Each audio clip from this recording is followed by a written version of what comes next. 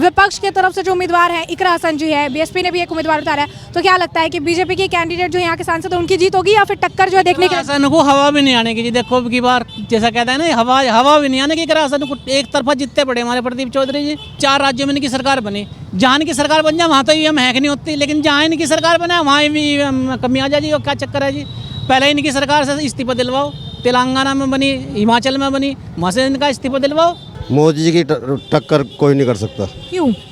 क्योंकि मोदी जी एक ऐसे नेता हैं, 2014 से पहले कांग्रेस की सरकार रही 70-75 साल पे, उन्होंने जो है केवल कागजों में काम हुआ, धरातल पे काम नहीं हुआ। धरातल पे जो अब काम हुआ है मोदी जी के 2014 के बाद, देश में आग नहीं लगेगी, देश का विकास होगा। पप्पू से कोई उम्मीद नहीं करी जा सकती जी। पप्पू तो पप्पू ही है, पप्पू वाली बात करेगी सारी टोटल। पप्पू से कोई उम्मीद नहीं है। उन्होंने क्या करा बताओ, क्या करा? उन पर अपनी पार्टी समझ ली है। मोदी जो जब देखेंगे, जो राहुल गांधी जी हमारे विपक्ष का मुख्य चेहरा हैं, वो देखो राजनीति के हिसाब से फिट नहीं है।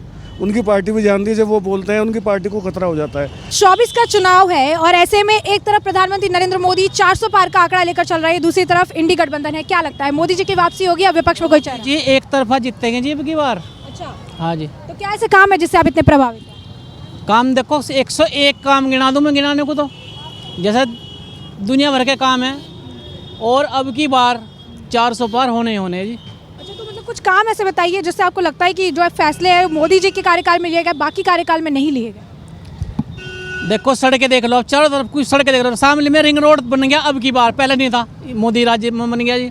और हाईवे इतने निकल गए शामली के चारों तरफ को, 5-6 हाईवे निकल चुके जी अब तक। बहुत लंबे लंबे हाईवे निकल चुके, पहले नहीं था। पहले 3-3 मीटर के सड़क में गड्ढे थे, अब जाए देख लो एक भी गड्ढा जो हो कहीं को। अच्छा, तो यहाँ पर जैसे गुंडा राज वगैरह की अगर हम बात करें तो पहले के मुकाबले अभी क्राइम वगैरह किस तरीके से कंट्रोल में? बिल्कुल जीरो है जी इस समय, बिल्कुल जीरो है। बिल्कुल जीरो है। अच्छा, अब यहाँ के सांसद की बात कर लेते हैं जो प्रदीप चौधरी जी है, तो क्या जमीनी स्तर पर काम वगैरह जो है किया जा रहा है यहाँ पर? बिल्कुल किया जा रहा है जी। बिल्कुल किया जा रहा है। तो यहाँ पर जो है विपक्ष की तरफ से जो उम्मीदवार है इकरा हसन जी है, बीएसपी ने भी एक उम्मीदवार उतारा है, तो क्या लगता है कि बीजेपी के कैंडिडेट जो यहाँ के सांसद है उनकी जीत होगी या फिर टक्कर जो है देखने के? हसन को हवा भी नहीं आने की जी। देखो अब की बार जैसा कहता है ना, हवा भी नहीं आने की। इकरा हसन को एक तरफा जितने पड़े हमारे प्रदीप चौधरी जी। अच्छा, तो जमीनी स्तर पर काम वगैरह हो रहे हैं? बिल्कुल हो रहे हैं जी। और जो लोगों की शिकायत है वह भी दूर होने लग रही है। अब कर रही सही, वह भी दूर हो जाएगी जी, लोगों की जो शिकायत है हमसे। तो ये जो आरएलडी के साथ गठबंधन हुआ है बीजेपी का, इसका कितना फायदा बीजेपी को होता हुआ नजर आ रहा है? इसमें तो एक तरफा जीतेगी जी। अगर जरा मरासी कोई रटक रह भी रही थी वह भी दूर होगी। आरएलडी के आने से मतलब काफी बीजेपी को फायदा? काफ़ी फायदा होगा जी। ठीक है, तो अभी बात कर लेते हैं जैसे राम मंदिर हुआ, उसको लेकर विपक्ष ने काफी राजनीति की। उसके बाद तो जो है कहते हैं कि ईवीएम हैक हो जाती है तो मोदी जी जीत जाते हैं, क्या कहेंगे? ईवीएम हैक वहाँ से देखो, आप यूँ देखो 4 राज्यों में इनकी सरकार बनी। जहाँ इनकी सरकार बन जाए वहाँ तो ईवीएम हैक नहीं होती, लेकिन जहाँ इनकी सरकार बना वहाँ ईवीएम कमी आ जाए जी। और क्या चक्कर है जी, पहले इनकी सरकार से इस्तीफा दिलवाओ। तेलंगाना में बनी, हिमाचल में बनी, वहाँ से इनका इस्तीफा दिलवाओ, तभी तो मजा आएगा ना।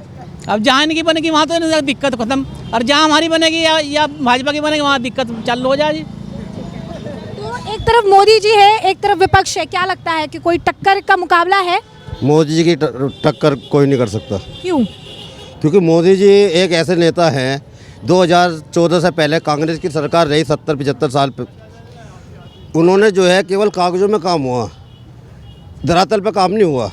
धरातल पे जो अब काम हुआ है मोदी जी के 2014 के बाद, इतना काम हो गया, इतना विकास हो गया कि लोग बाग नामुमकिन है। हमारी शामली में देख लो, कैराना लोकसभा में ही 3 हाईवे थे, वे भी इतने टूटे हुए थे, अब 6 हाईवे दे दिए, रिंग रोड यहाँ बन गया। तो थोड़े काम नहीं करा मोदी जी ने। अच्छा, ये जो आरएलडी के साथ बीजेपी का गठबंधन जो है हुआ है, तो इसका कितना फायदा जो है मिलेगा?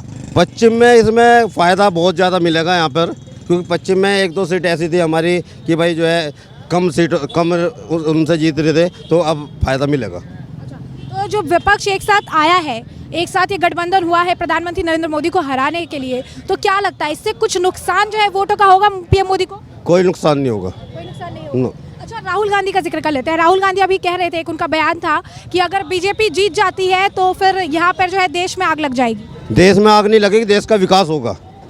पप्पू से कोई उम्मीद नहीं करी जा सकती जी। पप्पू तो पप्पू ही है, पप्पू वाली बात करेगी सारी टोटल। पप्पू से कोई उम्मीद नहीं है। उन्होंने क्या करा बताओ, क्या करा? उन पर अपनी पार्टी समझ ली है। मोदी जो जब देखेंगे, पहले की जो सरकारें यहाँ पे रही है और अभी जो बीजेपी की सरकार है, तो किस तरीके से क्राइम कंट्रोल वगैरह देखने के लिए मिला? क्राइम बिल्कुल ख़त्म हो गया है यहाँ पर। पहले क्या है, लेडीज़ का निकलना भारी था। अगर रात को शाम को 5 बज गया, 5 बजे के बाद आम आदमी भी निकल नहीं सकता था। बाज़ार भी हमारे 6 बजे बंद हो जाते थे। आज 12 बजे तक, 1 बजे तक बाज़ार खुल जाए, आदमी बिल्कुल खुलेआम घूमता है। लड़कियाँ घूमती है बाज़ार में, लेडीज़ गाँव से आती है, अपना सामान खरीदती है। अन्य पहले जेंट्स को भेजती थी, वो भी टाइम से पहले घर जाना पड़ता था। तो यहाँ के अब सांसद की बात कर लेते हैं, प्रदीप चौधरी जी। तो ज़मीनी स्तर पर प्रदीप चौधरी जी द्वारा काम किया गया है? प्रदीप चौधरी जी के द्वारा जमीन स्तर पर काफ़ी काम हुआ है। ये तो नहीं है कि भाई एक कार्यकाल में ही सारा काम हो जाए। धीरे धीरे चल रहा है काम, बहुत तेज़ी में चल रहा है। जैसे हमारी रेलवे की लाइन है, इलेक्ट्रिक लाइन नहीं थी पहले, इलेक्ट्रिक लाइन होगी। अभी भीड़ जाम लगता था, जाम के लिए अभी पुल बना है, हमारे पुल की तैयारी शुरू हो गई है। और रिंग रोड हमारा चालू हो गया। काफ़ी काम करा है प्रदीप जी ने। तो अब एक तरफ जो है विपक्ष के भी कैंडिडेट है, बीएसपी के भी कैंडिडेट है, इकरा हसन जी भी है। तो क्या लगता है कि प्रदीप चौधरी के लिए जो है मुकाबला टक्कर का होगा या एक तरफा होगा? एक तरफा होगा, बिल्कुल एक तरफा होगा जी। पिछली बार भी 1 लाख से जीत हुई थी प्रदीप जी की। अब क्या उम्मीद है कि 150 ऊपर से जीत हमारी निश्चित है। सर आपका नाम? मेरा नाम मनोज बंसल है, मैं सेक्रेटरी हूँ अग्रवाल मित्र मंडल शामली में। तो हम पूछ रहे हैं, एक तरफ जो है मोदी जी है 400 पार का आंकड़ा लेकर चल रहे हैं, दूसरी तरफ विपक्ष है। तो क्या लगता है कि मोदी जी की वापसी होगी 400 पार के साथ, कि विपक्ष में कोई चेहरा है? 100% वापसी होगी। कारण सर? मैं आपसे बताऊं, मैं अपने प्रतिष्ठान में बैठा हुआ था, गांव का एक गरीब व्यक्ति वहां बैठा हुआ था। तो ऐसे ही जिक्र चल रहा था कि भाई कौन जीतेगा। तो उस व्यक्ति ने ये बात कही, कहने लगा आज भारत में नहीं, इंटरनेशनल स्तर पर चुनाव करवा कर देख लो, मोदी जीतेगा। मोदी का मुकाबला दुनिया में कहीं नहीं है, वर्ल्ड के नंबर 1 नेता हैं। अब ये लोग जो बने हुए हैं ये सब राजपुत्र हैं। मेरे पिताजी ने मुख्यमंत्री थे, मैं भी बनूंगा, चाहे मेरे अंदर काबिलियत है कि नहीं है। अब जो राहुल गांधी जी हमारे विपक्ष का मुख्य चेहरा हैं, वो देखो राजनीति के हिसाब से फिट नहीं है। उनकी पार्टी भी जानती है, जब वो बोलते हैं उनकी पार्टी को खतरा हो जाता है। क्या बोलते हैं, थिंक टैंक जो बोल के देता है कुछ, वो समझ में नहीं आता उन्हें। अच्छा, रही बात विकास की, मैं आपसे बताता हूँ, हमारा जो पश्चिमी उत्तर प्रदेश है ये बांग्लादेश बनने की तरफ था। बांग्लादेश में 100 किलोमीटर को 8 घंटे लगते हैं, हम 6 घंटे लगते थे। अगर दिल्ली जाना है, पानीपत को जाओ, मेरठ को जाओ, कोई सीधी सड़क नहीं थी, खेत बन गए थे सब। और कानून व्यवस्था की स्थिति ऐसी थी, जो चैन स्नैचर थे 1-1 किलो सोना बेचते थे। हर रोज़ 100-150 चैनें टूटती थी, 250-300 बाइकें चोरी होती थी, 50 के करीब कारें चोरी होती थी। मतलब आम आदमी का घर से बाहर निकलना भारी हो गया था। कैराना में तो 2 व्यापारियों की हत्या ही हो गई थी। लेकिन अब इतना प्रभाव है, हमारे यहाँ 5 नेशनल हाईवे का जंक्शन बन गया है शामली, और दिल्ली के बाद पहला आउटर रिंग रोड शामली में बना है। अच्छा, उसके अलावा एक इकोनॉमिक एक्सप्रेस हाईवे आ रहा है, वो हमारे पश्चिमी उत्तर प्रदेश की इकोनॉमी को बूस्ट करने के लिए है। उसमें दिल्ली से लेकर देहरादून तक कुल 2.5 घंटे लगेंगे, और दिल्ली से शामली का डिस्टेंस कुल 1 घंटा। हम लोग बांग्लादेश बनते बनते अमेरिका की तरफ अग्रसर हैं। मतलब विकास बहुत ज़्यादा है, विकास भर भर के विकास है। और रही बात हमारे जो सांसद हैं प्रदीप चौधरी जी, मतलब बात ये तो हमारे सांसद हैं, अगर केंद्रीय मंत्री भी कोई है, अगर आप उन्हें डायरेक्ट फ़ोन लगाएं तो वो अपना फ़ोन खुद उठाते हैं, ये नहीं कोई पीए उठाएगा। जो समस्या बताओ गंभीरता के साथ सुनते हैं। हमारे प्रदीप चौधरी जी भी बड़ी गंभीरता के साथ जनता के साथ कनेक्टेड हैं। कभी भी 24/7 फ़ोन मिलाओ, अगर वो संसद में है, बाहर आके कॉल करते हैं, बैक कॉल। तो वेल कनेक्टेड हैं सारे सांसद और विधायक हमारे जितने भी लोग हैं, और जनता की बात सुनते हैं। प्रदीप चौधरी जी हैं और एक तरफ जो है इकरा हसन जी भी है, बीएसपी ने भी उतारा है कैंडिडेट। तो क्या लगता है, टक्कर होगी कि मुकाबला एक तरफा हो? देखो, इकरा हसन भी अच्छी कैंडिडेट हैं, लेकिन जो लोग वोट करते हैं वो पार्टी लाइन पे करते हैं, जो पार्टी की विचारधारा उस पर करते हैं। तो मतलब लोगों की विचारधारा 80% लोगों की विचारधारा मोदी जी से जुड़ी हुई है। हमारे यहाँ इकोनॉमिक ग्रोथ हुई है, इंडिया का रिस्ट्रक्चर चल रहा है, रेलों में देखिए कितना विकास है, भूतल परिवहन में कितना विकास है। उसके अलावा मतलब ये देखो, लोगों की आमदनियाँ बढ़ी हैं, लोगों ने खुल के खर्च करना शुरू किया है। पहले आदमी खर्चा करने से डरता था, अब क्या है, लोगों ने यहीं पे इन्वेस्टमेंट शुरू करा। उससे पहले तो सब माइग्रेशन के चक्कर में थे कि यहाँ से निकलना पड़ेगा, यहाँ का माहौल बहुत ज़्यादा ख़राब हो चुका है। तो आरएलडी जो बीजेपी के साथ आई है, इसका कितना फ़ायदा बीजेपी को? देखिए, आरएलडी और बीजेपी का जो गठबंधन है वो नैसर्गिक गठबंधन है। उन लोगों की विचारधारा और वोटर एक समान है। तो जैसे ये लोग जुड़े हैं तो उसका बेनिफिट तो मिलेगा। जहाँ पे 1 लाख से जीत हो रही थी, वहाँ 2 लाख से जीत होगी, और मतलब बड़ा स्ट्रॉन्ग अलायंस कहा जाएगा इसे। अच्छा, एक आखिरी सवाल, राहुल गांधी ने अभी हाल फिलहाल में एक बयान दिया था जिसमें वो कह रहे थे कि अगर बीजेपी सत्ता में आती है तो देश में आग लग जाएगी, जिसके बाद मोदी जी ने इसका जवाब भी दिया था। लेकिन आपकी क्या राय है इस तरीके के बयान? मैं आपसे बताना चाहता हूँ, जहाँ बीजेपी की सरकार बन जाती है वहाँ जाती है दंगे शून्य हो जाते हैं। गुजरात में मोदी जी से पहले दो साल के कर्फ्यू लगते थे और बहुत भयंकर दंगे होते थे।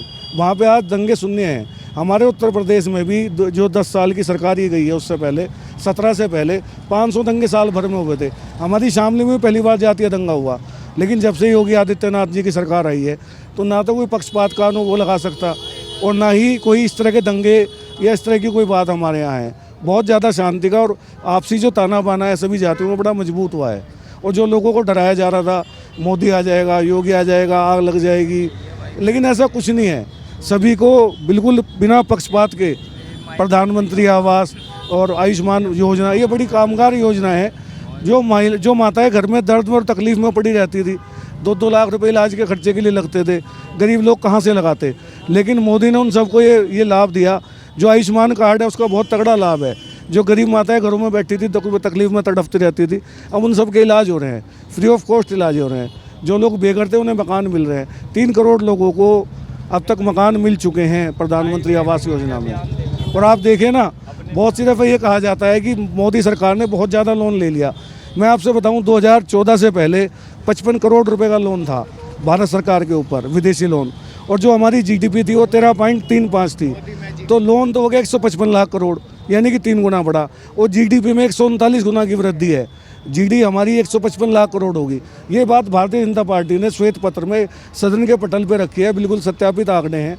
और मैं आपसे बताऊं महंगाई की दर की बात, जो पहले 10 साल है कांग्रेस के, उसमें महंगाई की जो औसत दर है 8.5% थी, और जो लास्ट के ईयर्स थे उनमें डबल डिजिट में महंगाई दर थी, 10%, 11%।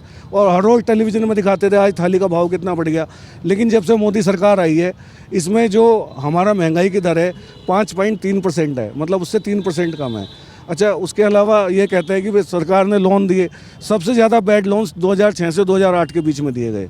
और मोदी जी ने आने के बाद उन सब लोगों ने जो अपने गुडविल के ऊपर लोन लिए हुए थे, पैसा मार के विदेश भाग गए थे, उन लोगों के मकान, ज़मीन, जायदाद, मतलब 1000 करोड़ का लोन था तो 3000 करोड़ की रिकवरी कर दी है। ठीक है, हर चीज़ में बहुत ज़्यादा सुधार है। पहले क्या था कि आपको अगर 1 लाख रुपये सरकार की तरफ से मिलने हैं तो आप वहाँ पे जाते थे तो आपको 60,000 70,000 रुपये खर्चा आ जाता था। लेकिन मोदी जी ने सबके बैंक खाते खोले, डायरेक्ट बेनिफिट ट्रांसफ़र करा। अगर आपको सरकार से कोई ऐड मिलनी है सीधे आपके खाते में आती है। हमारी माताओं बहनों के लिए टॉयलेट तक तो थे नहीं, सड़क पे बैठ के लघु शंका अर्धिक शंका जाती थी। उसी समय पे बहुत ज़्यादा घटनाएं होती थी बलात्कार की, अपहरण की। लेकिन मोदी जी ने 7 करोड़ टॉयलेट बनाए। सबसे पहले उन्होंने 7 करोड़ टॉयलेट बनाए क्योंकि गरीब माँ के घर में जन्मे। उनकी माता जी बर्तन मांजती थी, उन्हें गरीबी का मालूम था, तो गरीबों की समस्याएं भी पता थी। अब ये लोग सोने की बिस्कुट और सोने की चम्मच लेके पैदा होते हैं। चारों तरफ इनके चाटुकारों की भीड़ है, अजय आप ही आप हो, आप बहुत अच्छा काम कर रहे, उन्हें वस्तु स्थिति का मालूम ही नहीं है। तो ये फ़र्क है गरीब आदमी के। अच्छा, दूसरा क्या है, भारतीय जनता पार्टी है, इसमें ऐसा नहीं है कि पहले अडवाणी जी बनेंगे या कोई बनेगा। जिसने कहा जो काबिल है उसको स्थान मिलता है। 3 मुख्यमंत्री पलटे गए, कोई शोर शराबा नहीं। अभी हरियाणा के मुख्यमंत्री बदल दिए, सब लोग ठीक है, समर्पित लोगों का संगठन है। अम्मा, कौन पसंद है, मोदी या राहुल गांधी? मोदी। सोनू। अच्छा, तो मोदी जी 400 पार का टारगेट लेके चल रहे हैं, तो क्या लगता है मोदी जी की वापसी होगी या विपक्ष में कोई चेहरा हो? 400 पार। 400 पार क्यों, क्या कारण है? कारण ये है, एक तो गुंडागर्दी खत्म हो गई और मोदी सरकार बहुत अच्छी सरकार है, और क्या। तो जैसे इंडी गठबंधन एक साथ आया है, जो राहुल गांधी है, अखिलेश है। राहुल गांधी का एक बयान था, उन्होंने कहा था बीजेपी जीत गई तो देश में आग लग जाएगा, कुछ कहेंगे? आग नहीं लगने की, आग का क्या मतलब है?